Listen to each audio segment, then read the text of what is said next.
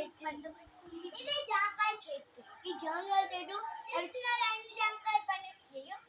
ఇది కరివేపాకు చెట్టు. ఇది కాయ చూపించాలంటే గులాబీ చెట్టు. గులాబీ చెట్ట